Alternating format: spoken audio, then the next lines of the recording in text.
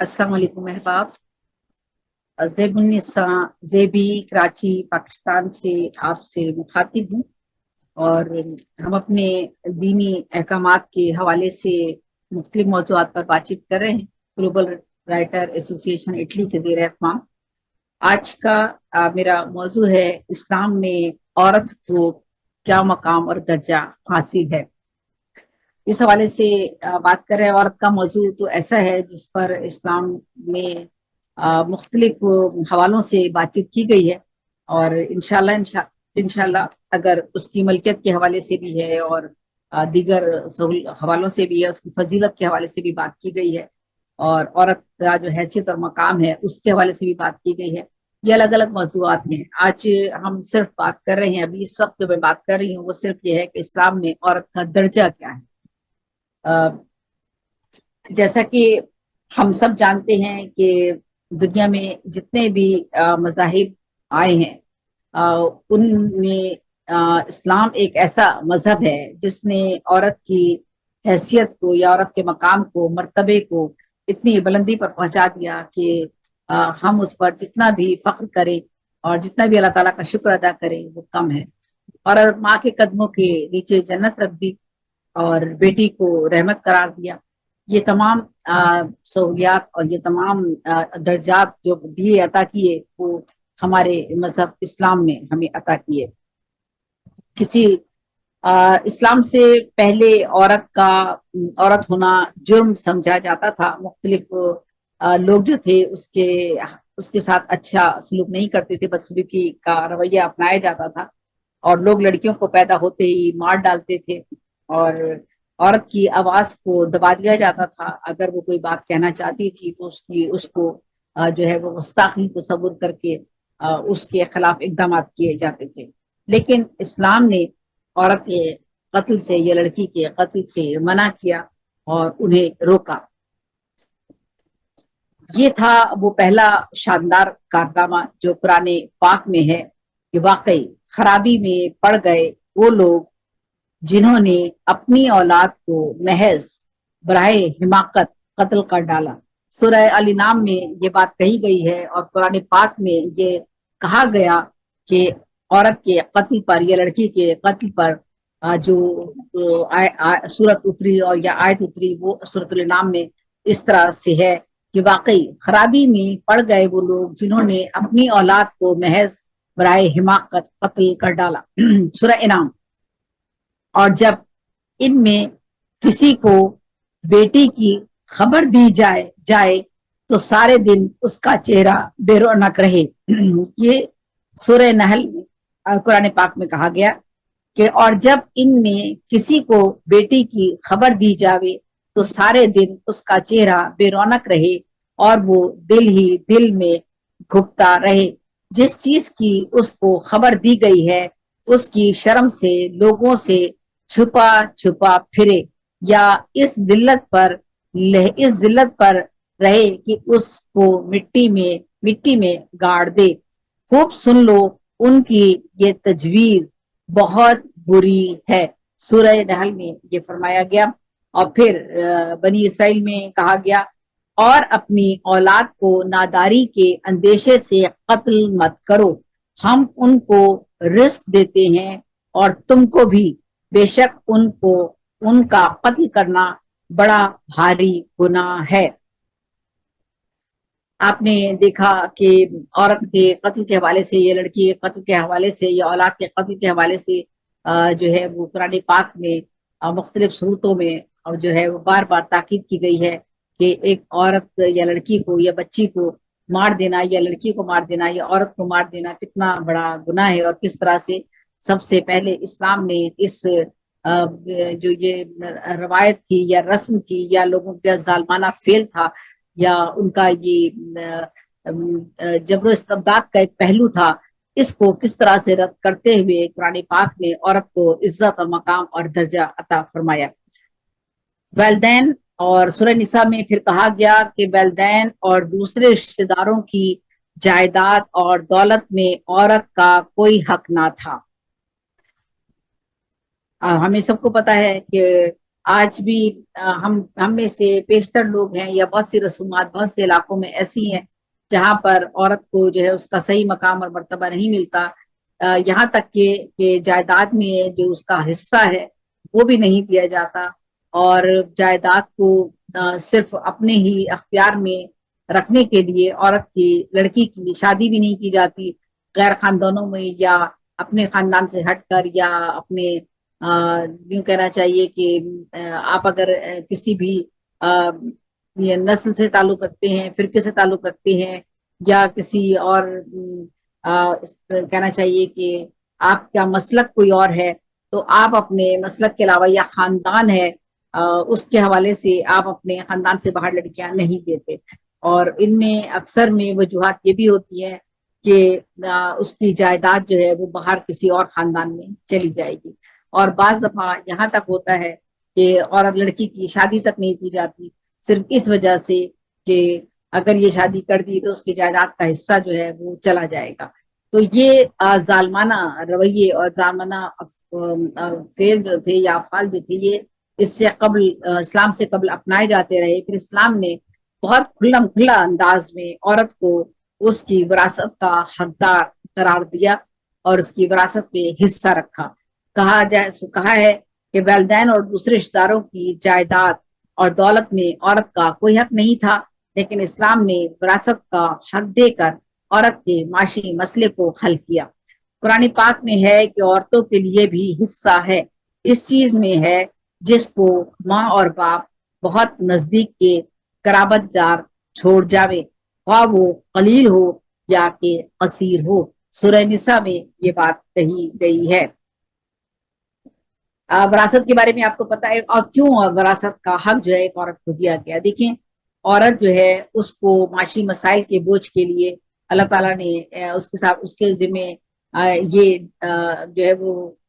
فرض نہیں رکھا یا ذمہ داری نہیں رکھی کہ وہ روزی کما کر لائے گی اور گھر بھر کو چلائے گی، یا اپنے بچوں کی ذمہ داریاں پوری کرے گی، یا اپنے بہن بھائیوں کی ذمہ داریاں پوری کرے گی۔ اس کے لیے کوئی سختی عورت پر نہیں ہے، اور اگر وہ علم حاصل کر کے، تعلیم حاصل کر کے اپنے ماں باپ کا ہاتھ بٹانا چاہتی ہے، یا اپنے شوہر کا یا اپنے بچوں کی بہبود کے لیے کوئی کام کرنا چاہتی ہے، وہ اس کی رضا پر منحصر ہے، اور اس پیسے پر بھی اس عورت کا اپنا پورا اختیار ہے۔ اس پر کسی کا بھی زور زبردستی یا اختیار نہیں ہے کہ وہ اس سے اس پیسے کا طلبگار ہو جو وہ خود اپنی محنت سے کما کر لاتی ہے اور اپنی خوشی سے اپنے بہن بھائیوں پر یا اپنے گھر والوں پر خرچ کرتی ہے۔ اصل ذمہ داری مرد پر رکھی گئی ہے کہ وہ عورت کے معاشی مسائل کا جتنے بھی اس کے اخراجات ہیں وہ ساری ذمہ داری مرد اٹھائے گا۔ جب وہ اپنے ماں باپ کے گھر میں ہوتی ہے تو یہ ذمہ داری اس کے والد اور بھائیوں کی ہوتی ہے کہ وہ اپنی بیٹی کو، اپنی بہن کو، اپنی ماں کو جو ہے وہ گھر میں بیٹھ کر اس کے نان نطفے کا انتظام کریں، اس کے کھانے جائز حقوق اس کے پورے کریں، اور اس کے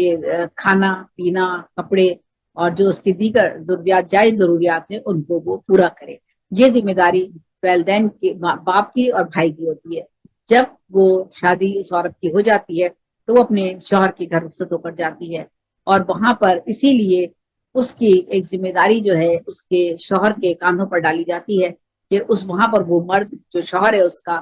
اس کے ذمے اس کے سارے نام نصفے کے اخراجات اس کے ذمے ہوتے ہیں، جس سے مراد ہے اس کا کھانا پینا، اس کا لباس اور اس کی ضروریات زندگی، اس کی علاج معالجہ، اس کا اگر اور کوئی اخراجات جائز ہیں، ان سب کی ذمہ داری ایک مرد پر عائد کی گئی ہے، وہ اس کا شوہر ہوتا ہے۔ اگر وہ ان معاملات پہ اس کا اس کی ذمہ داریاں پوری نہیں کرتا اور وہ عورت خود ان چیزوں کے لیے خود ملازمت کے لیے جاتی ہے اور اپنے شوہر کی رضا سے ہی جاتی ہے یقیناً، تو اس پر بھی اس کے شوہر کو اس کا شکر گزار اور احسان مند ہونا چاہیے، کیونکہ یہ ذمہ داری اس عورت کی نہیں ہے کہ وہ باہر جا کر رزق کما کر لائے اور اس سے وہ اپنا گھر بھی چلائے اور اپنے بچوں کی ذمہ داریاں بھی پوری کرے۔ تو عورت کو جو وراثت کا حق دیا گیا ہے اسلام نے، اس کا وجہ یہی ہے کہ ایک عورت جو ہے وہ ایک جو ہے اس کو اس کے اوپر معاشی مسائل کا بوجھ نہ پڑے، بلکہ اس کے اوپر جو اصل ذمہ داریاں ہیں ان کو وہ پوری طرح نبھا سکے۔ یعنی کہ ایک عورت جو ہے جب وہ ماں باپ کے گھر میں ہوتی ہے تو وہ جو اس کے ذمہ ہے اپنے ماں باپ بہن بھائیوں کا کی دیکھ بھال کرنا، اپنے بھائی کی خدمت کرنا، اپنی ماں کی ذمہ داریوں میں اس کا ہاتھ بٹانا، تعلیم حاصل کرنا، اور اگر اسلامی تعلیمات اور دینی تعلیم کی طرف اس کی رغبت ہے جو ہونی چاہیے اور ہمیں پیدا کرنی چاہیے بچپن سے ہی تمام بچوں میں، نہ صرف لڑکی میں بلکہ لڑکوں میں بھی، تاکہ وہ اسلام کا جو اصل روح ہے اس کو وہ سمجھ سکے اور انسانیت کے درجے پر فائز ہوتے ہوئے وہ ایک کارآمد شہری اپنے ملک کے بھی اور دنیا کے لیے بھی ثابت ہوں۔ تو اس کے بعد جب وہ لڑکی اپنے گھر سے رخصت ہو کر اپنی شوہر کے گھر میں جاتی ہے، تب بھی اس کو وہاں پر پورا حق دیا گیا، مہر اس کا رکھا جاتا ہے، اور مہر کا مقصد بھی یہ ہوتا ہے کہ اس کے جو اس کے پر اگر کوئی مشکلات ہوں، مشکلات نہ بھی ہوں، تب بھی مہر اس کا حق ہے اس عورت کا جو رکھا جاتا ہے۔ اور یہ استطاعت پر رکھا جاتا ہے کہ ایک آدمی جو اس کا شوہر ہے اس کی استطاعت کتنی ہے، اس استطاعت کے مطابق اس عورت کا مہر رکھا جاتا ہے، تاکہ اگر اس کے ساتھ کوئی کسی کے کچھ مسائل کا اگر وہ شکار ہو تو وہ مہر اس کے کام آ سکے۔ تو یہ مہر کا مسئلہ الگ ہے کہ وہ معجل اور غیر معجل ہوتا ہے، مہر جو ہے وہ فرض طور پر ادا کرنا یا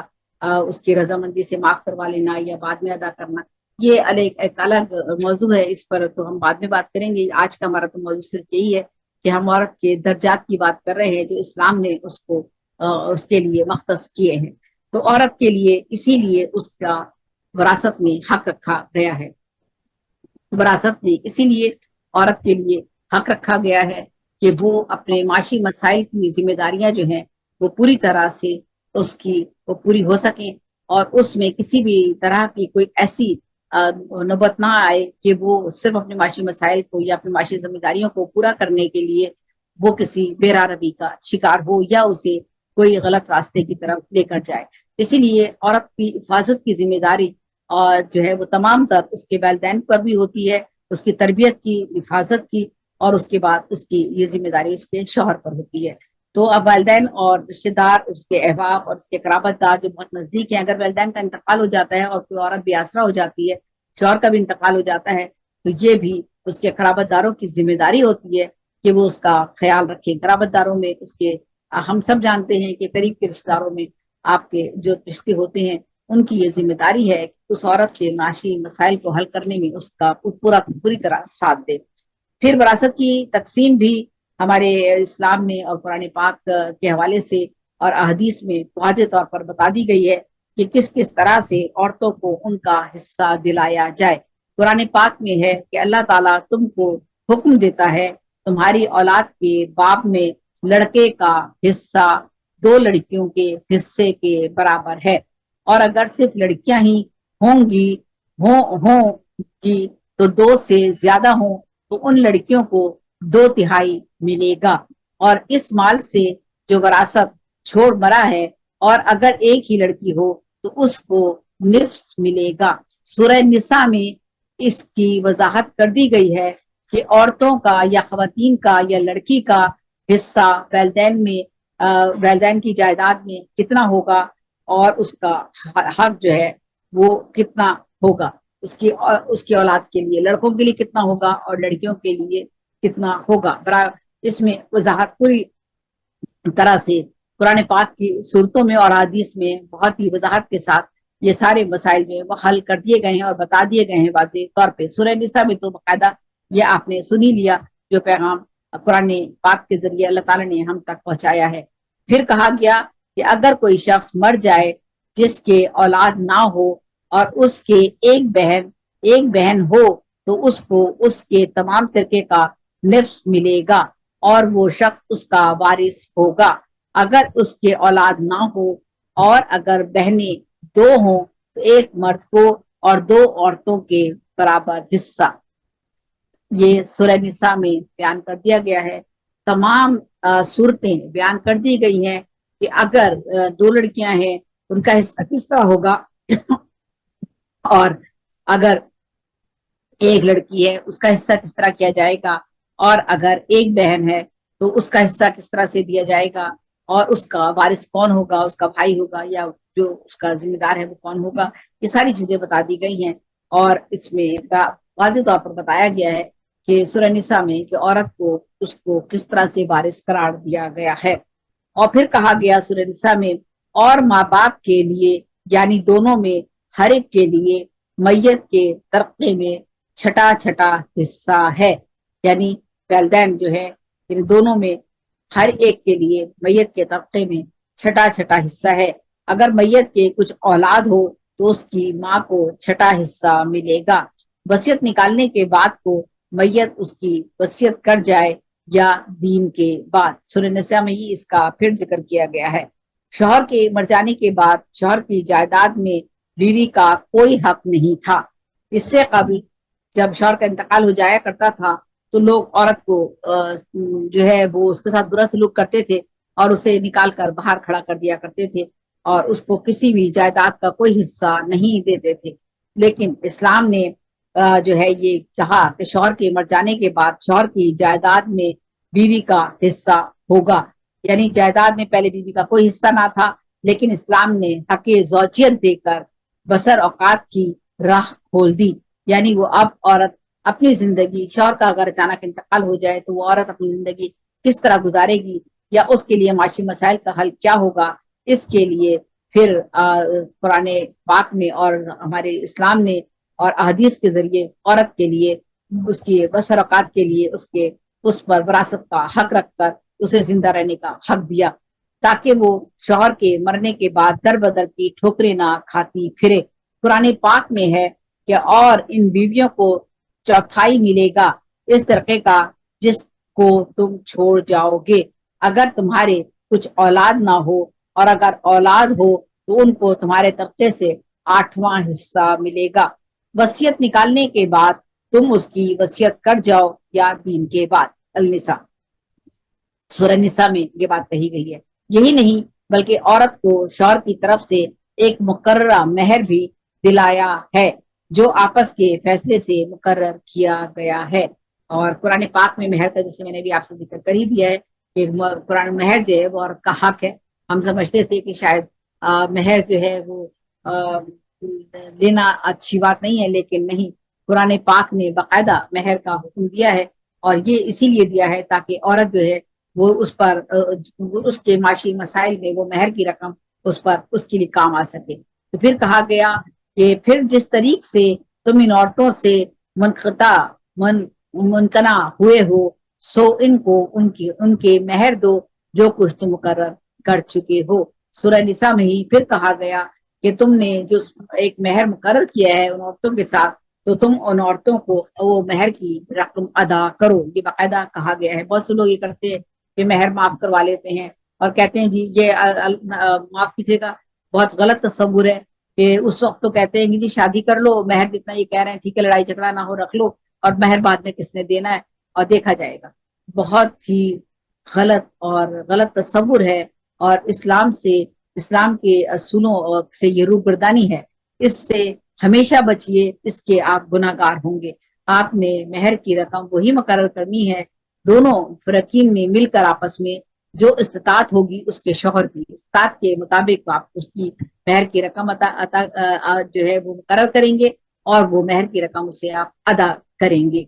اور یہ سوچنا کہ آپ کے پاس ہوتے ہوئے رقم یا ہوتے ہوئے آپ صاحب جائیداد ہوتے ہوئے آپ اس کا حق اسے نہیں دیں گے تو یہ اللہ تعالیٰ کے حکم سے روگردانی ہوگی۔ اور تم لوگ بیویوں کو ان کے مہر خوش دلی سے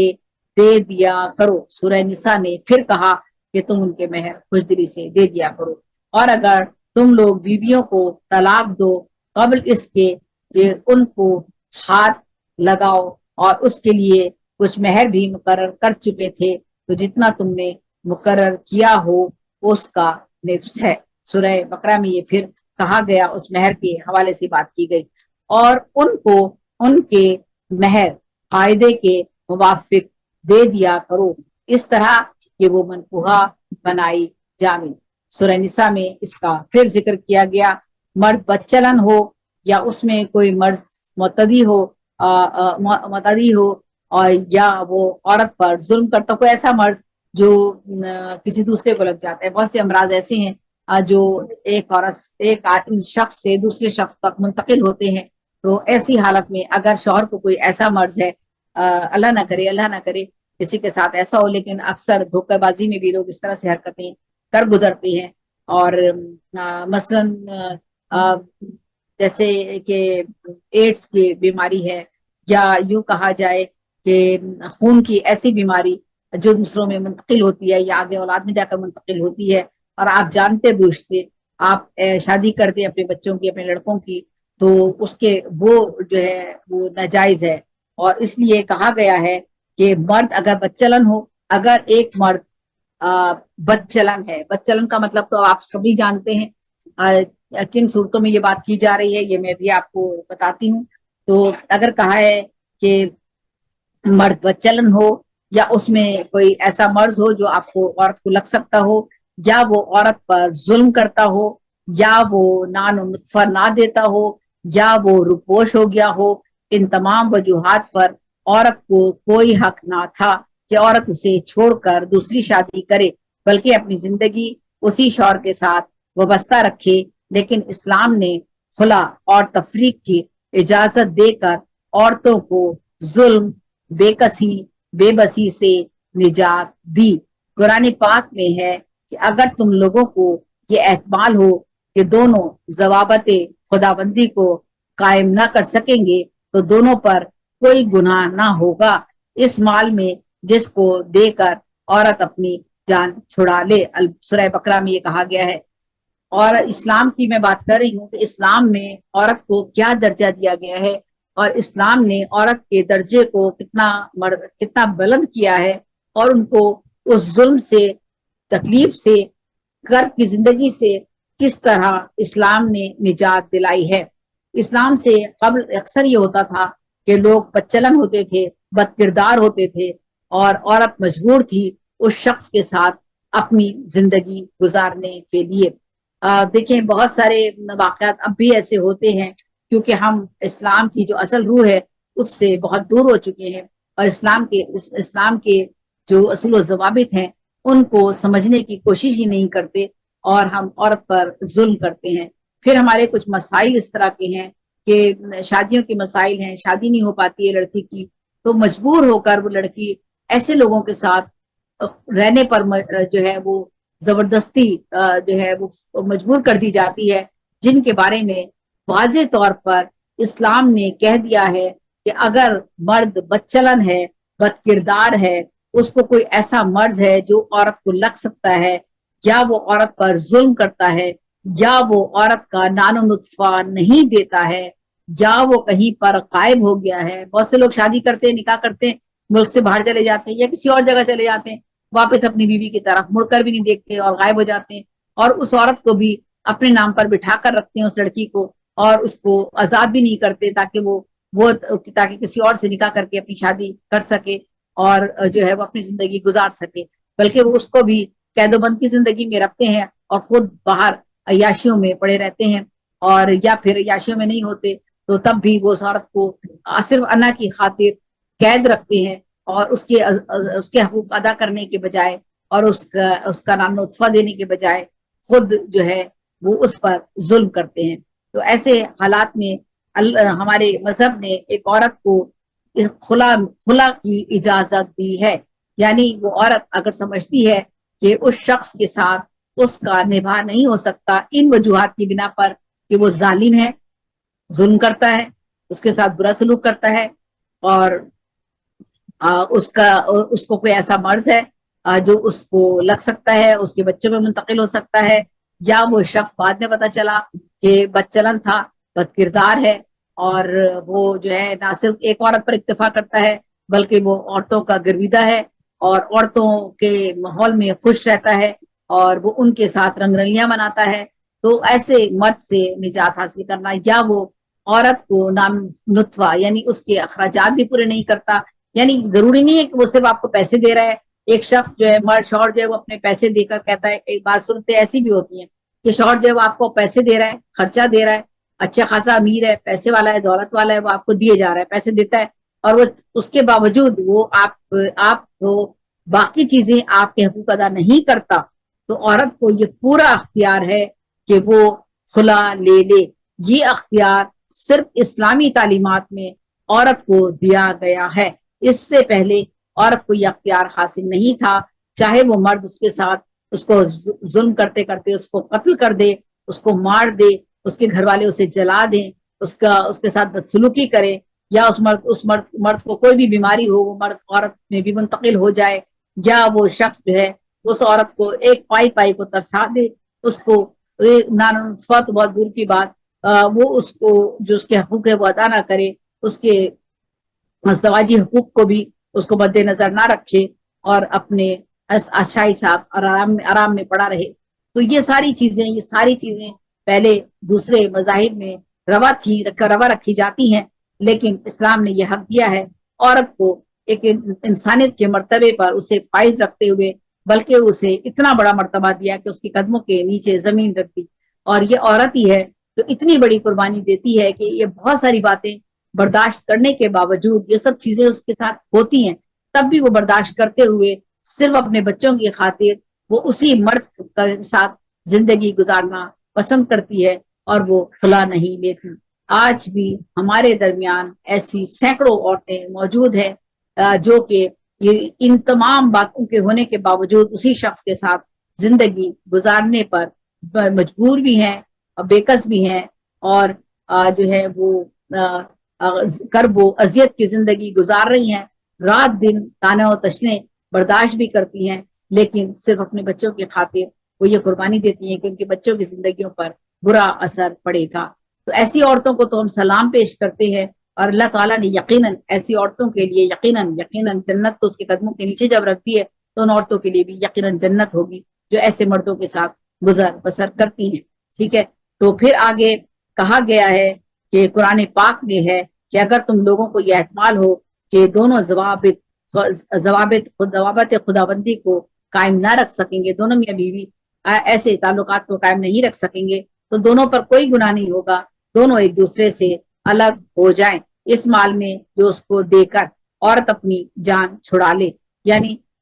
جو ہے وہ عورت خلا کا حق رکھتی ہے اور وہ خلا لے سکتی ہے۔ یہ اسلام نے عورت کو درجہ دیا، اس سے قبل یہ عورت کے پاس اختیار نہیں تھا، مرد جو چاہے وہ اس کے ساتھ ظلم کر سکتا تھا۔ تو آپ دیکھیں یہ سورہ بقرہ میں کہا گیا ہے ان دونوں میاں بیوی میں کشاکش کا اندیشہ ہو تو تم لوگ ایک آدمی جو تفسیہ کرنے کی لیاقت رکھتا ہو مرد کے خاندان سے بھیجو، اور ایک آدمی جو تفسیہ کرنے کی لیاقت رکھتا ہو عورت کے خاندان سے بھیجو۔ سورہ نساء میں کہا گیا ہے کہ ایسے معاملات اگر سامنے آ جائیں تو اس کا تصفیہ کرانے کے لیے جو ہے وہ ایک آدمی مرد کے خاندان سے اور ایک آدمی عورت کے خاندان سے بھیج دیا جائے اور اس معاملے کا تصفیہ کروا دیا جائے۔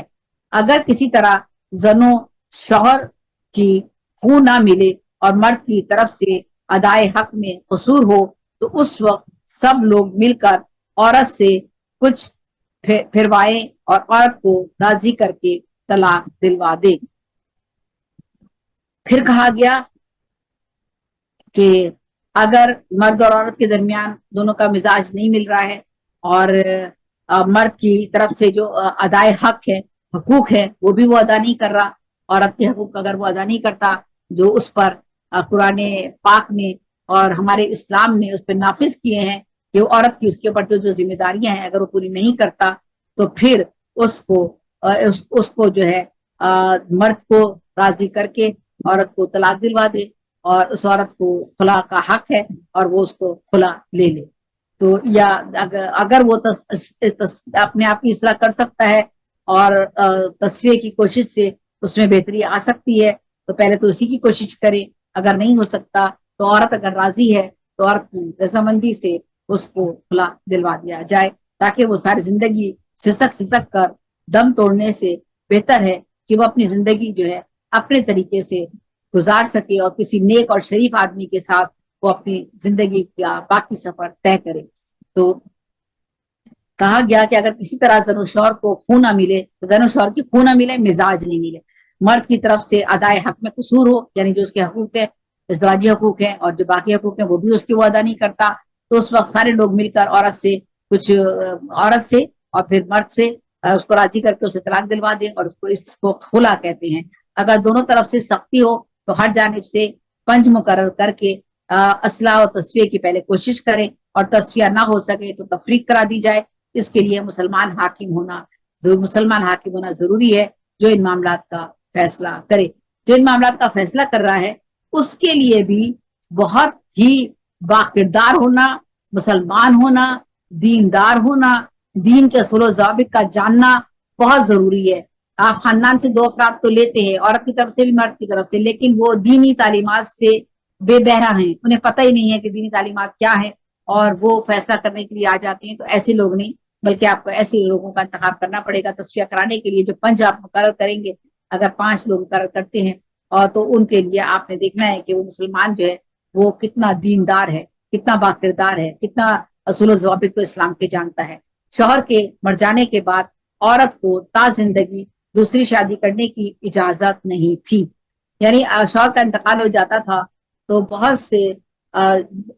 جو ہے دیگر مذاہب میں عورت کے لیے یہ اجازت نہیں تھی کہ وہ دوسری شادی کر سکے. تو بہت سے ایسا ہوتا ہے، اللہ تعالیٰ کی طرف سے ہوتا ہے، زندگی اور موت کا فیصلہ تو رب کریم کرنے والا ہے. بہت دفعہ ایسا ہوتا ہے کہ اچانک روڈ کا ایکسیڈنٹ ہوا، یا اچانک کوئی بڑی بیماری ڈائگنوز ہو گئی اور شوہر کا انتقال ہو گیا، بیوی جوان ہے. جوان بوڑھے کا تو یہ ذکر ہی نہیں کیا گیا، سب کو اختیار دیا ہے اسلام نے، لیکن اگر وہ جوان ہے اور اس کی پوری زندگی آگے پڑی ہے تو اس کو یہ حق دیا گیا کہ وہ دوسری شادی کر لے. اس میں یہ کہیں نہیں کہا گیا کہ وہ عورت جو ہے وہ جوان ہے یا بوڑھی ہے، لیکن میں نے اپنے طور پر میں کہہ رہی ہوں کہ جوان عورت کا تو خاص طور پر کہا گیا ہے. بلکہ یہاں تک کہا گیا ہے، شاید میں آگے چلوں تو مجھے یہ چیز بھی نظر آ جائے، یہاں تک کہا گیا ہے کہ اگر آپ کے گھر میں ایک جوان بیوہ اور مطلقہ، جوان اور مطلقہ موجود ہے، یا کوئی بیوہ گھر میں موجود ہے، یا مطلقہ جس کو طلاق ہو گئی ہے وہ گھر میں موجود ہے، اور کنواری بچیاں موجود ہیں، تو آپ پہلے جو ہے وہ ان کے نکاح کا بندوبست کریں جو طلاق یافتہ گھر میں آ گئی ہیں یا جو بیوہ ہو گئی ہیں، ان کا بندوبست کریں. اس کے بعد کنواری بچیوں کا بندوبست کریں. اس بات میں بھی بہت بڑی مصلحت ہے، اور وہ مصلحت یہ ہے کہ عورت کو بے راہ روی سے بچایا جائے. وہ عورت جو ایک ایسی زندگی گزار رہی تھی جس میں وہ ایک شخص کے ساتھ وابستہ تھی جو اس کا شوہر تھا، اور اچانک اس کا شوہر یا تو انتقال کر گیا یا اس سے علیحدگی ہو گئی کسی وجوہات کی بنا پر، اور وہ اب عورت واپس آ گئی ہے. تو اب اس عورت کو پہلے اس کے لیے آپ نے بندوبست کرنا ہے کہ اس کی شادی کر دی جائے تاکہ بے راہ روی سے وہ بچ سکے، اور کوئی ایسی چیز نہ ہو کہ وہ سوچے کہ اب مجھے زندگی اسی طرح تنہا گزارنی ہے اور میرا زندگی میں اب کوئی مرد میری زندگی میں شامل نہیں ہوگا، تو وہ پھر لامحالہ اپنی نفسانی خواہشات کی تکمیل کے لیے کسی برے راستے کی طرف جا سکتی ہے. اسی لیے اسلام نے اجازت دی ہے اور کہا ہے کہ مطلقہ اور بیوہ کی شادی کے لیے آپ جو ہے وہ انتظام کریں، اس کے بڑے گھر میں انتظام کریں. بہرحال ہم آگے بڑھتے ہیں کہ اور شوہر کے مر جانے کے بعد عورت کو تا زندگی دوسری شادی کا حق نہیں تھا، اجازت نہیں تھی، لیکن اسلام جو سراپا رحمت ہے، اس سے یہ کب گوارا تھا کہ عورت اپنی زندگی کی بہت سی بہاریں بغیر مرد کے روتے سسکتے کربناک زندگی کے ساتھ اور دکھوں کے ساتھ گزار دے، اور اس لیے عقد ثانی کی اجازت دے کر عورت کی زندگی میں شادابی پیدا کر دی گئی. یعنی عورت کو دوسرے نکاح کی اجازت دے دی گئی، دوسری شادی کی اجازت دے دی گئی. یہ اسلام نے عورت کو اجازت دی کہ اگر اس کو طلاق ہو جاتی ہے یا وہ بیوہ ہو جاتی ہے تو اس کو دوسری شادی کا پورا حق ہے اور اس کو بھی شادی کر دی جائے. قرآن پاک میں کہا گیا، اور تم میں سورہ نور میں کہا گیا ہے، اور تم میں جو بے نکاحی ہیں ہوں تم ان کا نکاح کر دو، اور تم میں جو بے نکاحی یعنی جن کا نکاح نہیں ہوا ان کا تم نکاح کر دو. یہ سورہ نور میں کہا گیا ہے. آپ دیکھیں کہ قرآن پاک کس طرح بار بار اللہ تعالیٰ کے احکامات ہم تک پہنچا رہا ہے.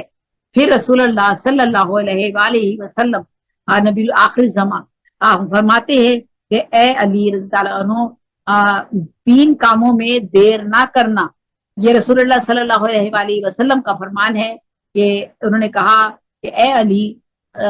3 کاموں میں دیر نہ کرنا. نماز فرض کا واجب وقت آوے، یعنی جب فرض کا نماز کا وقت آ جاتا ہے، فرض نماز واجب کا، تو آپ نے اس میں دیر نہیں کرنی، آپ نے فوراً پہ نماز ادا کرنی ہے. جنازہ جب موجود ہو اس میں آپ نے دیر نہیں کرنی ہے، اور جنازے کو جلد سے جلد جو ہے وہ اپنے مقام تک پہنچانا ہے۔ رانڈ عورت کا جب مرد ملے، اس کی ذات کا جو کوئی دوسرا خابد کرنے کو عیب جانے، اس کا ایمان سلامت نہیں۔ تو اگر کوئی عورت ہے جو طلاق یافتہ ہو گئی ہے یا بیوہ ہے، تو اس کو جب اس کے جوڑ کا مرد مل جائے، فوری طور پر جوڑ سے مرد ملنے سے مراد یہ نہیں کہ آپ کو کہہ رہے ہیں جی مرد ہی نہیں مل رہا، تو اس عورت کا آپ نے فوراً اس کی مناسبت سے، اس کی مزاج کی مناسبت سے، اس کے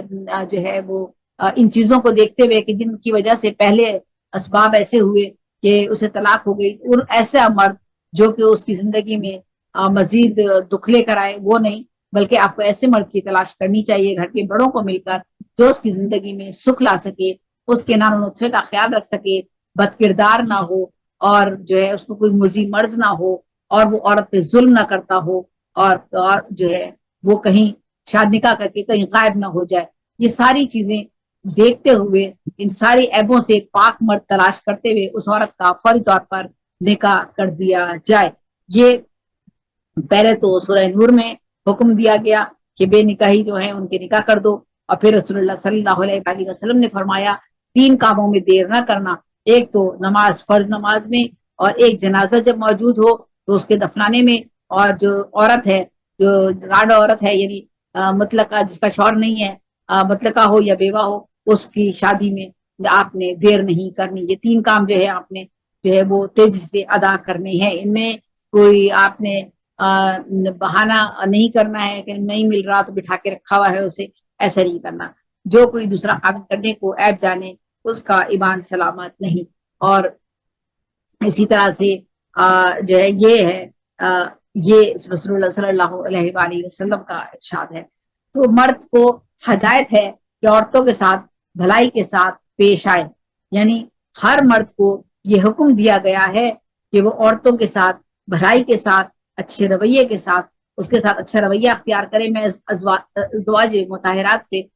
پورے اپنے 3 یا 4 لیکچر جس سے قبل دے چکی ہوں، جس سے بتایا کہ حضور صلی اللہ علیہ وآلہ وسلم جو قوم کی مائیں ہیں، جو ان کی ازواج تھی، ان کے ساتھ وہ کس طرح سے پیش آتے تھے، اور وہی درس انہوں نے ہم سب لوگوں کو، یعنی سارے مردوں کو دیا ہے کہ آپ اپنی بیویوں کے ساتھ کیسا رویہ اختیار کریں، اور ایسا ہی شخص جو ہے اس کے لیے جو ہے وہ اللہ تعالیٰ نے بہت سے انعام و اکرام جو ہے وہ اعلان کیا ہے، اور اسی کے گھر میں امن و سکون اور رحمتیں برستی ہیں، جو اپنے گھر میں اپنی عورت کے ساتھ، اپنی بیوی کے ساتھ اچھا سلوک کرتا ہے، اور اللہ تعالیٰ کی طرف سے جو حکم دیا گیا ہے بھلائی کا، وہ اس کے ساتھ بھلائی کرتا ہے۔ اور پھر کہا گیا کہ مرد کو ہدایت ہے کہ عورتوں کے ساتھ بھلائی کے ساتھ پیش آئیں، اور قرآن پاک میں ہے اور ان عورتوں کے ساتھ خوبی کے ساتھ گزارو، ان کا گزارا کرو، گزارا کیا کرو، سورۃ النساء، یعنی اچھائیوں کے ساتھ، خوبیوں کے ساتھ، اچھے سلوک کے ساتھ عورتوں کے ساتھ اچھا رویہ اختیار کرو۔ عام طور پر پھر سورہ بقرہ میں کہا گیا عام طور پر یہ لوگوں کو نہیں معلوم کہ مرد ہی کی طرح عورت کا بھی حق ہے۔ یہ سورہ بقرہ میں کہا جا رہا ہے کہ مرد یہ نہ سمجھے کہ ہماری چند احادیث جو ہیں لوگ ان کو جو ہے وہ پڑھ کر بار بار کہتے ہیں کہ مرد کو حاکم بنایا گیا ہے، اور مرد کے حکم پر عورت کو چلنا ہے، وہ جو بھی کہے اس کو اسے ماننا ہے، اور یہ نہ ماننے والی عورت جو ہے وہ جہنم میں جائے گی۔ تو آپ دیکھ لیں کہ قرآن پاک میں وہ جو احادیث ہیں ان کا جو حوالہ ہے وہ کن حوالوں کے تحت اور کس طرح ان کی وضاحت کی گئی ہے، میں اس حوالے سے بھی ضرور بات کروں گی کہ ہمارے شوہر کے کیا حقوق ہیں، اور عورت کو کون سے ان حقوق کی کس طرح پاسداری کرنی چاہیے۔ وہ تو ایک الگ ٹاپک ہے، الگ موضوعات ہیں ہمارے، لیکن یہاں پر میں یہ بات کہہ رہی ہوں کہ قرآن پاک نے بار بار عورت کے حقوق کو جو ہے ان کو بہت زیادہ اہمیت دی ہے، اور شوہر کو اس بات کا حکم دیا ہے کہ وہ عورت کے ساتھ اچھا سلوک کرے، اچھا برتاؤ کرے، اور اچھے برتاؤ میں جو 4 اہم باتیں بتائی ہیں ان کو آپ مد نظر رکھیے گا۔ عام طور پر لوگوں کو نہیں معلوم، جیسے کہ میں نے بتائی دیا کہ مرد کی طرح عورت کو بھی اللہ تعالیٰ نے پورے حقوق دیے ہیں، اور قرآن پاک میں ہے کہ عورتوں کے بھی حقوق ہیں، جو کہ مثل انہی حقوق کے ہیں جو ان عورتوں پر ہیں آیت کے موافق۔ سورہ بقرہ میں کہا گیا ہے کہ عورتوں کو بھی وہی حقوق دیے گئے ہیں، اسی طرح حقوق دیے گئے ہیں جس طرح مردوں کے لیے بھی कुछ हकूक रखे गए हैं। मर्दों को अगर 4 शादियों की इजाजत है, लेकिन इसके साथ अगरचे 4 शादियों की इजाजत है, लेकिन इसी के साथ ये भी हुक्म है कि सबके साथ इंसाफ और मसावत ना बरत सको तो एक से ज्यादा शादी ना करो। हम लोग सिर्फ इतना जुमला पढ़ते हैं कि कहा गया है कि इस्लाम ने मर्द को 4 शादियों की इजाजत दी है। हम सिर्फ सूरह निसा में ये कहा जा रहा है, मैं नहीं कह रही हूं आपसे, ये सूरह निसा में लिखा गया है, मैं अभी फिर दोबारा पढ़ूंगी इसे। हम सिर्फ आधा जुमला पढ़ते हैं कि मर्द को 4 शादियों की इजाजत है, और मर्द बहुत बेबाकी के साथ, बड़ी बेरहमी के साथ, बड़ी मैं क्या कहूँ शकावत के साथ अपने ये अल्फाज बीवी के मुंह पर बार बार अदा करता है कि मुझे 4 शादियों का हक मेरे इस्लाम ने दिया है, मुझे 4 शादियों का हक हासिल है। बड़े ही अफसोस की बात है कि वो औरत जो कि आपके निकाह में जिन असूल ज़वाबित के तहत अल्लाह ताला ने दे दी है, और जिसकी इस रिश्ते की हिफाजत की जिम्मेदारी भी खुद अल्लाह ताला आपके दरमियान मौजूद होता है, और बहुत से हकूक़ की पासदारी के लिए उसने बहुत से असूल ज़वाबित भी मरतब कर दिए हैं। हम उन सब को भूल कर सिर्फ उस बात से उसकी दिलजारी करते हैं, उसको तकलीफ पहुंचाते हैं, और फिर उसके साथ जो है वो औरत आपके साथ सिर्फ मजबूरी में, उन हालात में कि उसके बच्चे हैं, वो बेआसरा है, वो जो है वो माशी तौर पर आपकी मोहताज है, क्योंकि आप उसको नानो नुस्खा मुहैया करते हैं, आप उसे रोटी खिलाते हैं, आपने उसे एक इज्जत दी हुई है, उसे एक घर की छत के नीचे वो महफूज है, और एक मर्द का उसे आसरा है, एक सहारा है। उसके बच्चे जो है उनकी जिंदगी खराब ना हो जाए, वो बार बार आपका ये जुमला सुनकर भी आपके साथ जिंदगी गुजारती है। ऐसी औरत को तो आप जितनी बार सलाम करें, जितनी बार आप उसकी औरत का उसको जितना भी इज्जत और एहतराम दे, आपका वो कम है आपके लिए। आपके लिए मैं आज इस लेक्चर में जब भी बात कर रही हूँ, अगर आप इसे गौर से सुने और सुन रहे हो तो जरूर इस तरफ तवज्जो दीजिएगा। कभी भी ये कहकर अपने उस शरीक हयात का दिल ना दुखाइए कि अल्लाह ने मुझे 4 शादी का हक दिया है और मैं शादी करने जा रहा हूँ। इसके साथ साथ 4 शादियों का जब हुक्म दिया गया है तो सूरह निसा सुन लीजिए कि 4 शादियों का हुक्म किस तरह दिया गया है। सिर्फ 4 शादी की बात ना करें, बल्कि पूरा हुक्म पढ़े, और पूरा हुक्म पढ़ने के बाद फिर ये बात किया करें। मर्दों को ये सूरह निसा में कहा गया है कि मर्दों को 4 शादियों की इजाजत है, लेकिन इसी के साथ ये भी हुक्म है कि सबके साथ इंसाफ और मसावत ना बरत सको तो एक से ज्यादा शादी ना करो। कह दिया गया है कि ना करो, सिर्फ इसलिए कि औरत को तकलीफ ना हो। कुरान पाक में है कि अगर तुमको एहतमाल हो कि अदल ना रखोगे तो फिर एक ही बीवी पर बस करो। सूरह निसा में कुरान पाक में कहा गया है कि अगर तुम्हें यह एहतमाल हो कि तुम अदल ना कर सकोगे तो फिर एक ही बीवी पर बस करो। ये सूरह निसा में कहा गया है। औरतों को इस्लाम ने अपनी शादी करने का पूरा हक दिया है। वो अपनी पसंद से जिसके साथ चाहे निकाह कर सकती है। अगर अलावा वैलदैन के आयाम नाबालगी में किसी ने शादी कर दी तो बालिग होने पर औरत अपना निकाह तोड़ सकती है। ये हक और आज़ादी इस्लाम के सिवा किसी ने नहीं दी है, लेकिन मुखालिफिन पर्दा दर पर्दे की आड़ लेकर ये कहते हैं कि इस्लाम ने पर्दे के जरिए औरत को मुक़य्यद करके उन पर जुल्म किया है। अभी हम इस पर आगे बात करते हैं, पहले मैं यहीं इसी जगह रुकती हूँ क्योंकि ये बहुत बड़ा पॉइंट है और इस पॉइंट को लोग गलत इस्तेमाल कर सकते हैं। हमारी खवातीन भी इसे गलत इस्तेमाल कर सकती हैं और हमारे समाज में भी इसका गलत तासुर जा सकता है। मैं इसकी वजाहत करना यहाँ जरूरी समझती हूँ। औरतों को इस्लाम ने अपनी शादी का पूरा हक दिया है। बेशक वो तो इस तरह से दिया है जैसे कि बता ही दिया कि अगर कोई मर्द आपके साथ जुल्म कर रहा है और आपने उसके जो 4 बातें मैंने वो ऊपर बता दी हैं, अगर उस मर्द में ये 4 बातें हैं वो पूरी नहीं करता और वो 4 बातों जो उसके अंदर ये 4 बड़ी बुराइयां हैं तो आप उससे खुला ले सकते हैं। ठीक है। उसके बाद दूसरी बात यह है कि जब आप औरत की शादी करते हैं तो आप जब आपको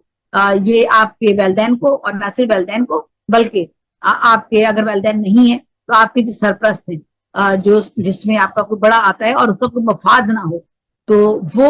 जो है आपकी रजामंदी, औरत की रजामंदी हासिल करेगा। औरत से पूछेगा कि मैं इस शख्स से शादी आपकी कर रहा हूँ, تو کیا آپ کو منظور ہے؟ کیا اس شخص سے آپ جو ہے وہ شادی کرنا پسند کریں گی؟ اور یہی وجہ ہے کہ جب نکاح ہوتا ہے تو نکاح کے وقت ایک قاضی جب آپ کا نکاح پڑھا رہا ہوتا ہے تو وہ 3 دفعہ مرد سے پوچھتا ہے اور 3 دفعہ اس کے گواہان کی موجودگی میں عورت سے، لڑکی سے پوچھا جاتا ہے کہ کیا آپ اس شخص سے شادی کرنا چاہیں گی؟ یعنی عورت کو پورا حق دیا گیا ہے کہ وہ جس شخص اس کی شادی کی جا رہی ہے اس سے اس کی رائے ضرور پوچھ لی جائے. ہو سکتا ہے وہ شخص کو عورت پہلے سے جانتی ہو اور اس کے علم میں یہ بھی ہو کہ یہ شخص کتنا ظالم ہے یا کیسا ہے، اور اس شخص کے ساتھ اس کا نباہ نہیں ہو سکتا، یا یہ شخص انتقاماً جو ہے وہ بھیس بدل کر، روپ بدل کر اس سے شادی کرنے کا خواہش مند ہے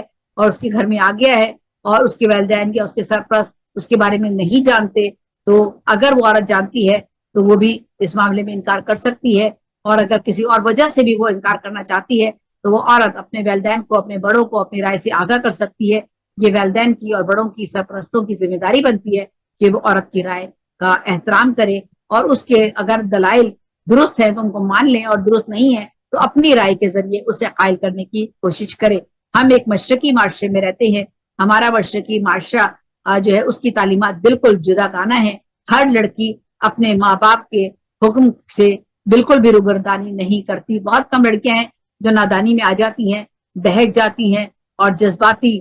فیصلے کر بیٹھتی ہیں. لیکن زیادہ تر لڑکیاں، زیادہ تر خواتین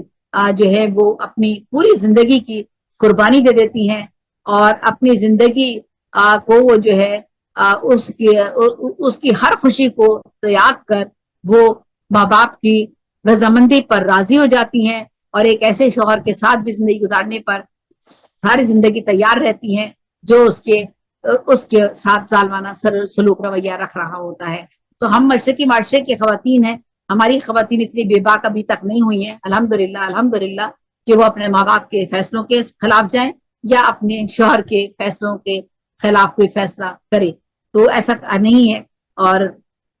یہ یہاں پر لیکن پھر بھی ہمارے ریلیجن نے، ہمارے اسلام نے، ہمارے مذہب نے ایک عورت کو یہ حق دیا ہے کہ آپ اس کی رضامندی ضرور حاصل کریں. اور اب بھرے مجمع میں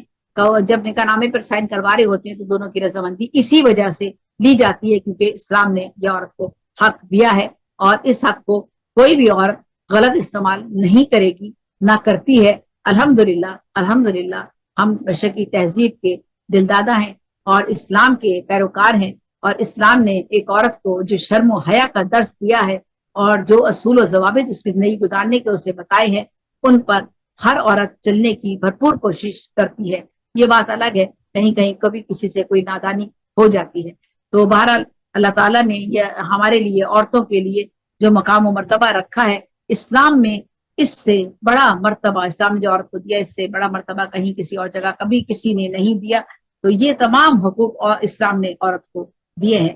تو میں نے یہ کہہ دیا. کبھی آپ یہ سوچ لیں کہ عورت کو پورا حق دے دیا تو اس کا مطلب ہے کہ ہر عورت جائے اور کسی بھی آدمی کا ہاتھ پکڑ کر کورٹ میں جا کر جو وہ شادی کر لے، یا جس کو بھی چاہے وہ اچھے برے شخص کو کہے کہ جی مجھے اس سے شادی کرنی ہے اور وہ شادی کر لے. ایسا ہرگز نہیں ہے. اس کے لیے ضروری ہے کہ آپ کا جو سرپرست ہیں، آپ کے جو والدین ہیں، ان کی یہ ذمہ داری بنتی ہے کہ آپ کی وہ شادی کے سرپرست ہوتے ہیں، سربراہ ہوتے ہیں، ان کی رضامندی ضروری ہوتی ہے. ٹھیک ہے. تو آپ نے اپنی رضامندی، جو بھی آپ کا فیصلہ ہے یا کوئی ایسا فیصلہ اگر ہے آپ کے دل میں، تو آپ نے اپنے والدین کو پہلے آگاہ کرنا ہے. اگر وہ اس کو بڑا بہتر سمجھتے ہیں، اس کے بارے میں ریسرچ کریں گے، تحقیقات کریں گے، معلومات کریں گے. وہ آپ کے دشمن نہیں ہوں گے. وہ آپ سے، ماں باپ سے بڑا تو کوئی آپ کا دنیا میں ہے ہی نہیں. اللہ تعالیٰ نے دنیا میں پھر جو مرتبہ اور مقام اشرف مخلوقات میں رکھا ہے وہ ماں باپ کا رکھا ہے، پھر استاد کا رکھا ہے، اور پھر باقی اور لوگ ہمارے قرابت دار اور آ جاتے ہیں. تو اس لیے یہ ذہن سے نکال دیجیے گا کبھی کوئی لڑکی یہ سوچے کہ اس اسلام کی اس رعایت کا مقصد یہ ہے کہ وہ جو چاہے وہ کرتی پھرے. ایسا نہیں ہے. ٹھیک ہے. تو یہ میں نے یہاں اس کی وضاحت کر دی ہے، آپ دے دی ہے. ہاں البتہ یہاں تک دیکھیں اسلام نے یہ تک بھی کہہ دیا کہ بعض دفعہ ایسا ہوتا ہے کہ جاگیردار ہوتے ہیں، وڈیرے ہوتے ہیں، اور وہ زور زبردستی کے ساتھ نابالغ بچیوں کا جو ان کے مزارے ہوتے ہیں، نابالغ بچیاں ہوتی ہیں، ان کے نکاح زبردستی پڑھوا لیتے ہیں جائیدادوں کے لیے، یا رشتہ دار احباب ایسے ہوتے ہیں جائیدادوں کے لیے ایک دوسرے کے خاندانوں کی بچیوں کو لے لیتے ہیں، یا پلٹاوا ہو جاتا ہے، لڑکا آپ لے لیں لڑکی ہم لے لیں، یا جو ہے وہ قرآن سے شادی کر دی جاتی ہے، یا کوئی اور مسائل ہو جاتے ہیں۔ نابالغی میں جب بچی ہوتی ہے، بچی بالغ بھی نہیں ہوتی، تو اس کی رضا کے بغیر ہی شادی کر دی جاتی ہے۔ لیکن اگر وہ بڑی ہو جاتی ہے اور بڑے ہونے کے بعد پتہ چلتا ہے کہ وہ لڑکا جو ہے وہ تو جو ہے وہ ہر لحاظ سے اس کے برا ہے، برائی میں مبتلا ہے، کوئی نشہ کرتا ہے، وہ جو میں نے بتائی تھی، اسلام نے جو 4 باتیں بتائی ہے اس سے بڑی تو باتیں کئی ہیں ہی نہیں۔ اگر وہ مرد میں وہ باتیں 4 ہیں تو آپ سمجھ لیں کہ وہ اگر یہ رویے ہیں چاروں، تو پھر تو آپ اس سے، آپ کو پورا حق ہے کہ آپ اس سے نکاح جو ہے اس سے ختم کر دیا جائے۔ جو نابالغی میں نکاح ہوا تھا اس کے والدین ختم کر دیں، یا وہ لڑکی خود جو ہے اس کے لیے بات کرے والدین سے، اپنے اپنے سرپرستوں سے، اور وہ نکاح جو ہے وہ پھر توڑا جا سکتا ہے۔ اسلام نے اس کی اجازت دی ہے۔ یہ آپ دیکھ لیجئے کہ اسلام جو ہے اس نے ایک عورت کو کیسے کتنے حقوق دیے ہیں، اور یہ ساتھ ساتھ کہہ دیا ہے ان حقوق کا ناجائز فائدہ نہیں اٹھانا، ٹھیک ہے؟ بلکہ عورت کے حقوق پر بھی میں بتا دوں گی کہ مرد کے بھی کیا کیا حقوق ہوتے ہیں، ہم الگ سے پروگرام کریں گے۔ یہ حق اور آزادی اسلام کے سوا کسی نے نہیں دی تھی، لیکن مخالفین پردے کی آڑ میں لے کر یہ کہتے ہیں کہ اسلام نے پردے کے ذریعے عورت کو مقید کر رکھ کر کے ان پر ظلم کیا ہے۔ آئیے میں بتاؤں، یہ میں آپ کو پھر یہاں پر پردے کے حوالے سے بات کرتے ہیں کہ پردہ ظلم ہے یا رحمت ہے۔ مخالفین پردہ اسے نہایت ہی گھٹیا انداز میں اور اپنی سوچ کے مطابق پردے کو جو ہے وہ غلط انداز میں پیش کرتے ہیں، اور انہیں جو ہے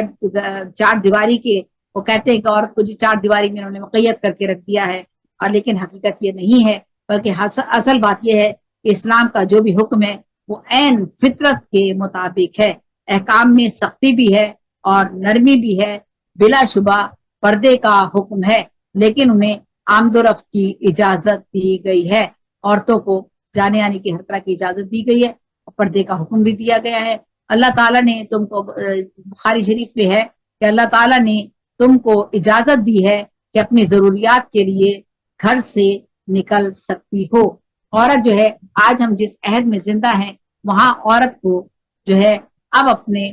معاشی مسائل میں اپنے والدین کا اور اپنے شوہر کا ہاتھ بٹانے کے لیے، ملازمت کے لیے گھر سے باہر نکلنا پڑ رہا ہے۔ عورت کو کے لیے کہا گیا ہے کہ تعلیم حاصل کرنی ہو تو چین تک جاؤ، اور تعلیم حاصل کرنے کے لیے بھی عورت پہ کوئی پابندی عائد نہیں کی گئی ہے۔ عورت کو ہر طرح کی آمد و رفت کی اجازت دے دی گئی ہے، کہیں کوئی پابندی نہیں ہے، لیکن بہت سے چیزیں جو ہیں ان کی پاسداری کرتے ہوئے، اسلام کے اصولوں کی پاسداری کرتے ہوئے اسے ان تمام احکامات پر عمل کرنا ہوگا، تبھی وہ اپنی عزت کو محفوظ رکھ سکے گی، اور اپنے معاشرے میں ایک اعلیٰ اور بلند مرتبہ اور مقام اور پہچان ایک اسلامی عورت کی حیثیت سے بنا سکے گی، جو اسے بنانی چاہیے۔ اس لیے یہ کہنا کہ 4 دیواری میں کسی عورت کو مقید کر دیا گیا ہے سراسر غلط ہے، اور اسلام نے مظاہرہ حسن کی اجازت نہیں دی ہے، جس سے مردوں کو عیاشی کا موقع ملے، اور یہی چیز ان کو ناگوار ہے۔ عورتوں کو جو ہے وہ دیکھیں،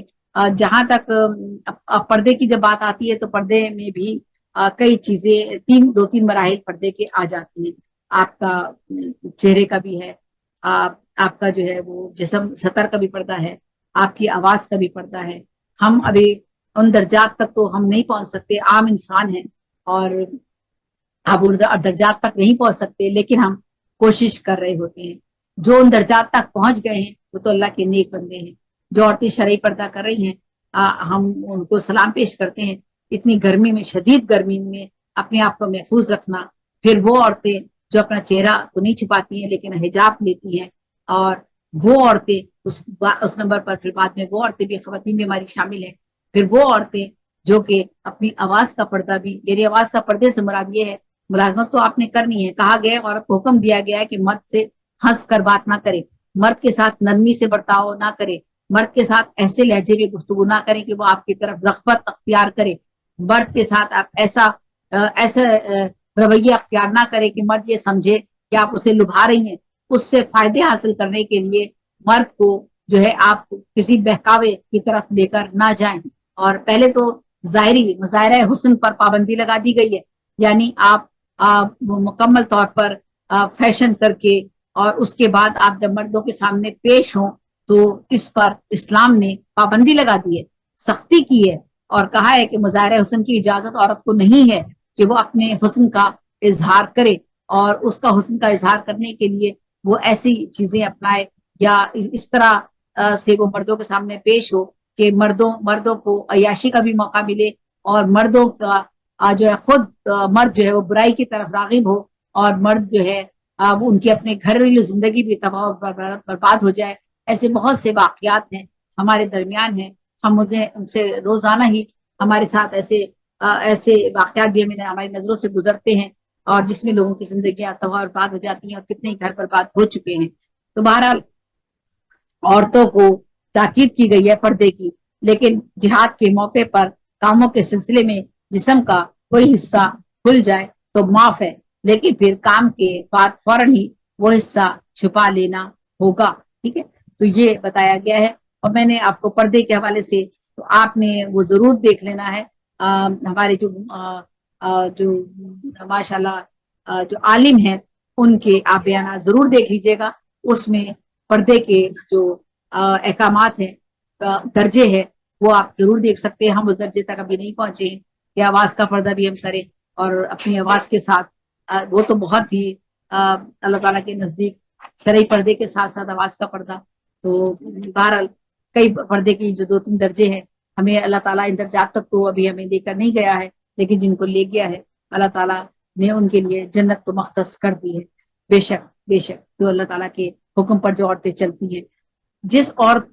بس عورتوں کو دیکھنے کی سخت ممانعت ہے، لیکن کوئی غیر عورت ڈوب رہی ہو تو ہم اسے ڈوبتا چھوڑ دیں گے؟ نہیں، اسلام مظلوموں کی داد رسی کرنے آیا ہے۔ اس عورت کو بچا لینے کے لیے اس کے جسم کا کوئی حصہ بھی چھو لینا منع نہیں ہے۔ یہاں دیکھیے آپ کہ اسلام نے ایک طرف محرم اور نامحرم کے فرق کو واضح کیا ہے۔ عورت کے لیے کہا گیا ہے کہ وہ کسی نامحرم کے مرد کو چھوئے گی نہیں، یعنی، اور اسی طرح نامحرم عورت کو اسلامی عورت کی طرف جو ہے وہ اسلام کا حصہ ہے، جو عورت جو مسلمان عورت ہے اس کو نہ وہ عورت کسی نامحرم مرد کو چھوئے گی، اور نامحرم مرد یہ حق رکھتا ہے کہ وہ ایک ایسی مسلمان عورت کو چھوئے، اس کی اجازت نہیں ہے۔ لیکن چونکہ اسلام ایک عالمگیر مذہب ہے، اور اس میں جو ہے وہ بہت سی چیزیں جو ہے وہ بالکل انسان دین فطرت ہے، انسانیت کے نزدیک تر ہے، تو یہ حکم دیا گیا کہ اگر کوئی عورت پانی میں ڈوب رہی ہے تو وہاں پر حکم ہے کہ آپ اسے بچانے کے لیے اس کو چھو سکتے ہیں، اسے پکڑ کر نکال سکتے ہیں۔ دیکھیے، یہ ہے اسلام، اسے کہتے ہیں عالمگیر مذہب۔ اسی لیے اسلام جو ہے اور جو تعلیمات نبوی ہیں وہ ہمارے لیے ہمیشہ جو ہے مشعل راہ رہیں گی۔ یہ احکامات آپ کو کسی اور جگہ اس طرح سے نہیں ملیں گے۔ ایک جگہ پردے کا حکم دے دیا گیا، محرم نہ محرم کا فرق بتا دیا گیا، اور دوسری طرف آپ کو یہ بھی بتا دیا گیا کہ اگر ایسی صورتحال ہو، اگر کوئی غیر عورت ڈوب رہی ہے تو اسے آپ ڈوبتا ہوا نہیں چھوڑیں گے، بلکہ اسلام مظلوموں کی داد رسی کے لیے یہ مذہب آیا ہے، اس عورت کو بچا لینے کے لیے۔ اگر اس کے جسم کا کوئی حصہ آپ چھوتے ہیں تو وہ منع نہیں ہے۔ دیکھیے کہاں یہ حکم کہ عورت کو مت دیکھو، اور دوسری طرف ضرورت کے مطابق اسے دیکھنے ہی کی نہیں، بلکہ اس کو جسم کو چھونے کی اجازت، اسے پکڑ کر پانی میں سے ڈوبتے ہوئے، یا وہ جل رہی ہے، آگ لگ گئی ہے، یا کسی اگر روڈ حادثے میں یا وہ سڑک پر گر گئی ہے اور کوئی اسے اٹھانے والا نہیں ہے، تو پوری اجازت دے دی گئی ہے کہ آپ اسے فوری طور پر آگے بڑھ کر سہارا دیجئے، اسے اٹھائیے، اسے اسپتال لے کر جائیے، اسے جو ہے وہ اس کو جو ہے ایمرجنسی ایڈ جو ہے وہ اسے مہیا کیجیے، اس کی مدد کیجیے۔ تو دیکھیے، اسے کہتے ہیں فطری مذہب، یہ ہے اسلام۔ ہر پردے کا مقصد عورت کی عصمت کی حفاظت ہے۔ پردے کو لوگوں نے جو ہے وہ استعمال اس طرح کر لیا ہے کہ جیسے ہم نے، اور اسلام جو ہے وہ عورتوں کو قید و بند میں رکھتا ہے، اور پردے کا مقصد یہاں جو ہے وہ کیا ہے وہ میں نے آپ کو بتا ہی دیا، اور اس سے پہلے بھی بات ہوتی رہتی ہے۔ عورت کا مقصد پردے کا یہی ہے کہ وہ اس کی عزت کی حفاظت رہے، اس کی عصمت کی حفاظت رہے، اور عطر جب کوئی لگاتا ہے تو اس کی مشام جاں خوشبو دوسروں میں تحریک پیدا کرتی ہے۔ اسی طرح عورت میں कशिश का मादा है और उसमें यूं कहना चाहिए कि मर्द फिर औरत की तरफ खिंचता है, उसकी तरफ रागिब होता है। और लेकिन बुराई की पहल हमेशा मर्द की तरफ से होती है, औरत कभी सबकत तो नहीं करती। लेकिन ये सारे कुछ वजूहात ऐसी होती हैं जिनकी बिना पर जो है वो बुराई जो है वो जन्म लेती है,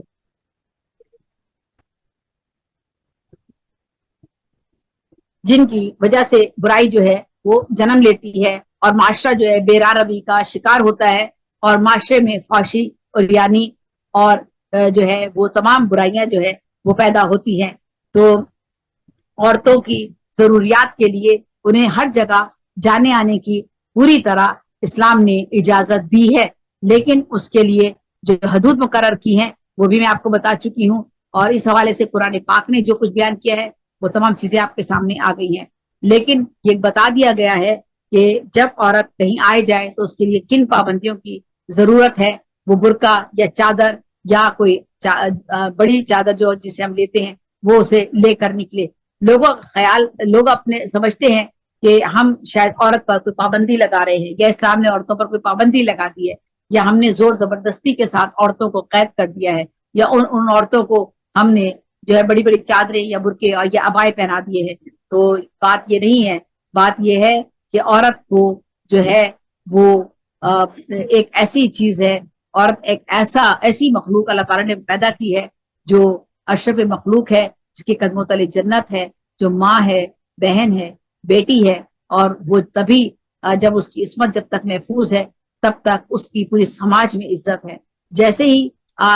वो किसी के बहकावे में आ जाती है या नादानी में कोई ऐसा काम कर गुजरती है तो उसकी तरफ उंगलियां उठना शुरू हो जाती हैं। तो उस बुराई से उस वक्त से बचाने के लिए अल्लाह ताला ने कुछ अहकामात नाफिज किए हैं, कुछ चीजों से औरत को बचाया है, महफूज किया है, ताकि वो उस तरफ जाने से पहले ही उसको बचा लिया जाए और वो किसी ऐसी चीज का शिकार ना हो कि उसकी जिंदगी खराब हो जाए। तो इसीलिए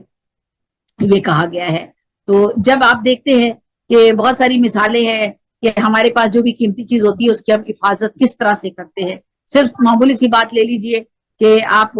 जो है आपके घर में दौलत है, पैसा है, तो आप उसकी किस तरह से हिफाजत करते हैं। कोई आपके घर में हीरा रखा हुआ है या कोई और ऐसी कीमती चीज रखी हुई है, उसकी आप हिफाजत किस तरह करते हैं। तो बिल्कुल इसी तरह से आपके लिए देखिए पूरे जो है वो चूंकि बता ही दिया है कि मर्द की फितरत और औरत की रगबत जो है उसके जाहिरी हुस्न जब जाहिर होता है, हुस्न जब जाहिर होता है, मज़ाहिर हुस्न का जब मुजाहिर हुस्न का जब सामना करता है मर्द, तो उसको वो गुलाम हाला उसकी तरफ रागिब होता है। और चाहे मज़ाहिर हुस्न ना भी हो तब भी वो उसकी तरफ रागिब होता है। तो उसको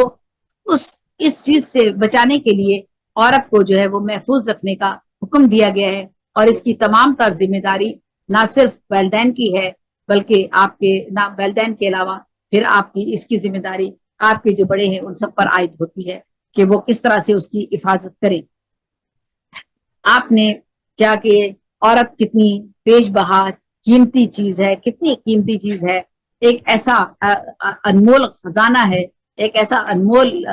जो है वो हमारा कहना चाहिए खजीना है, जिसकी हिफाजत करना हम सब की जिम्मेदारी बनता है। हजरत यूसुफ का वाक्य भी आप सबके इल्म में होगा। हाँ, बिलाशुबा आप महफूज रहे, लेकिन आपने फरमाया कि नफ्स तो बुरी ही मात बतलाता है। नफ्स हर एक के साथ जुड़ा हुआ है और जो ये नफ्स है हमारा, ये बुराई की तरफ, चूंकि शैतान और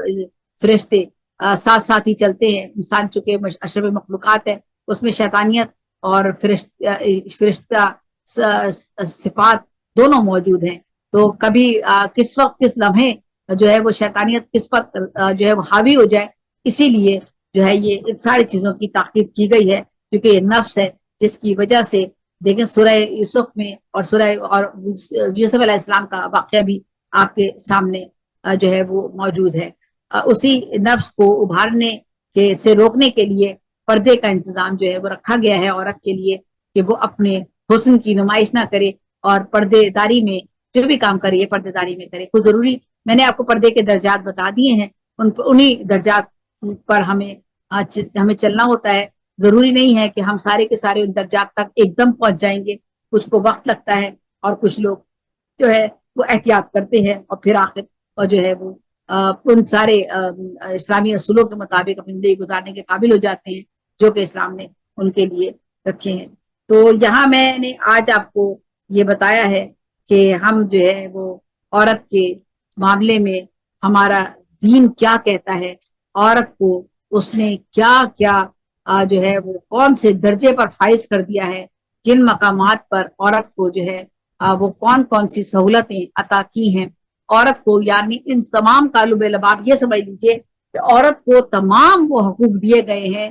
جو کہ اس کے حق میں بہتر تھے، اور مرد کو بھی وہی حقوق دیے گئے ہیں، عورت کو بھی وہی درجہ اور مقام اور حقوق دے دیے گئے ہیں۔ کہیں کسی بھی جگہ عورت کو مرد سے کم نہیں رکھا گیا، اور دیکھ لیں کہ چاہے وہ ماں باپ کے گھر ہو وہاں بھی اسے سارے حقوق اسے میسر ہیں، اور جب وہ شوہر کے گھر آ گئی ہے تب بھی اسے سارے حقوق اللہ تعالیٰ نے دے دیے ہیں، اور ہر طرح کا اسے حق میسر ہے، اور وہ چاہے تو اسے استعمال کرے اور وہ چاہے تو نہ استعمال کرے، یہ اس کی اپنی مرضی تو نہیں، لیکن بعض حالات ایسے ہوتے جن کی وجہ سے، چونکہ ہم مشرقی عورت ہے، اور مشرقی عورت کو تو اللہ تعالیٰ نے پیدا ہی ایسا کیا ہے کہ وہ آپ اس پر کتنا بھی ظلم کر لیں، آپ اس پر کتنا بھی برا سلوک کر لیں، وہ ہر قربانی دینے کے لیے بے دریغ تیار رہتی ہے، اور اپنا گھر بچانے کے لیے، اپنے بچوں کے لیے، اپنے شوہر کی عزت کے لیے، اپنے والدین کی عزت کے لیے اپنے آپ کو قربان کر دیتی ہے، اور اپنی خواہشات کو اپنے اندر ہی دبا لیتی ہے۔ تو مشرقی عورت کو ہم سلام پیش کرتے ہیں، اور اسلام کو آپ کا جو مقام اسلام نے جو عورت کو دیا ہے وہ اس کے سامنے تو کسی بھی مذہب کی، آپ کے سامنے ساری میں نے مثالیں پیش کر دی ہیں، کسی بھی جگہ یہ تمام حقوق عورت کو حاصل نہیں تھے جو اسلام نے عورت کو عطا کیے تھے۔ تو آج میں نے جس موضوع پہ بات کی ہے وہ ہے اسلام میں عورت کا درجہ۔ تو عورت کے درجہ دیکھیں کتنا بلند اسلام نے عورت کا درجہ کر دیا ہے، کس قدر بلند کر دیا ہے۔ آج وہ تمام باتیں بھی آپ کے سامنے آ گئی جو اکثر اوقات ہم سب جانتے بوجھتے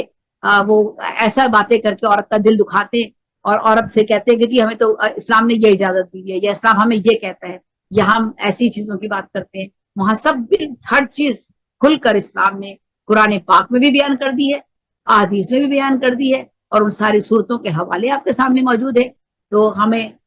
ہمارے لیے ایک اچھا گھرانہ، ایک اچھا گھر، والدین کا گھر ہو یا ہمارے شوہر کا گھر ہو، سب کو مل جل کر اسلامی اصولوں کے مطابق اسے چلانا پڑے گا، تبھی ہم ایک اچھے معاشرے کی تشکیل کر سکیں گے اور اپنے بچوں کو بھی ایک اچھا شہری بنا سکیں گے۔ بس اسی میسج کے ساتھ میں اپنے پروگرام کا اختتام کرتی ہوں۔ کوشش تو کرتی ہوں کہ مختصر کروں، لیکن بہت سی باتیں خود کو بھی سمجھانی پڑتی ہیں، کیونکہ ہم اس راستے پر ابھی تک نہیں چلے ہیں۔ اسلام نے جو راستہ ہمیں سکھایا ہے، جو دکھایا ہے، ہم بھی ابھی اس سے بہت دور ہے، بہت دور ہے۔ یہ تو اب تو خیر ہمارے پاس وقت نہیں ہے، لیکن بہت وقت ہے۔ جب تک ہمارا آخری سانس نہیں آتا توبہ کا دروازہ کھلا ہوا ہے ہمارے لیے۔ تو میں اس پروگرام کا اختتام کرتی ہوں۔ زیب نثار زیبی کو اجازت دیجیے گا، ساتھ ساتھ گلوبل رائٹر ایسوسی ایشن اٹلی کے محمد نواز گلیانا صاحب کی صحت کے لیے دعا گو ہوں، اور اللہ تعالی ہم سب کو راہ ہدایت پہ رکھے، اور اللہ اسلامی احکامات پر عمل کرنے کی توفیق عطا فرمائے۔ آمین ثم آمین۔ پاکستان زندہ باد۔ ہمارا 14 اگست قریب ہے۔ ہم سب لوگ اپنے وطن اور اپنی سرزمین سے محبت کرتے ہیں، اور اس کے لیے اپنی جانیں تک قربان کرنے کے لیے تیار ہے۔ اسلام ہو، دین اسلام ہے، پاک اپنی زمین ہے، اپنا وطن ہے، اس کے لیے ہم سب لوگ ہر لہجہ اس کی بہتری کے لیے، اس کی خوشحالی کے لیے، اس کی اچھائی کے لیے، اس کی سربلندی کے لیے ہمیشہ ہر لہجہ کوشاں رہیں گے۔ آمین ثم آمین۔ اللہ حافظ۔ اللہ نگہبان۔